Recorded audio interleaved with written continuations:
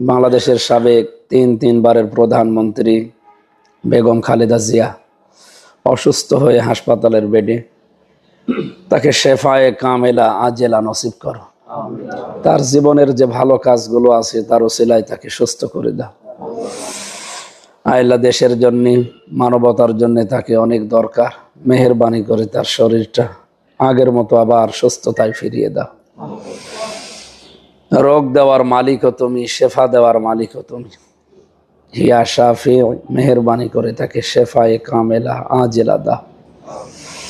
তার সন্তানও বাইরের দেশে আছে, তাকে সহি সালামতে মায়ের খেদমত করার জন্য নিয়ে আসার ব্যবস্থা করে দাও।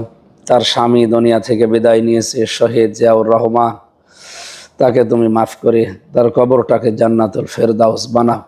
তার সন্তান দুনিয়া থেকে একটা বিদায় নিয়েছে, আরাফাত রহমানকেও মাফ করে দাও।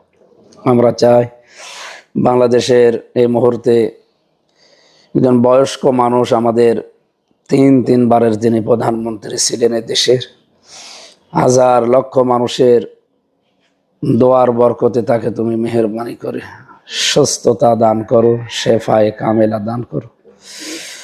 এতিম সন্তানরা হাত তুলেছে, আলেম ওলামা হাত তুলেছে। বাংলাদেশ জামাত ইসলামী কুষ্টিয়া শহর শাখার উদ্যোগে আজকের এই দোয়া মাহফিলটা তুমি কবুল করো।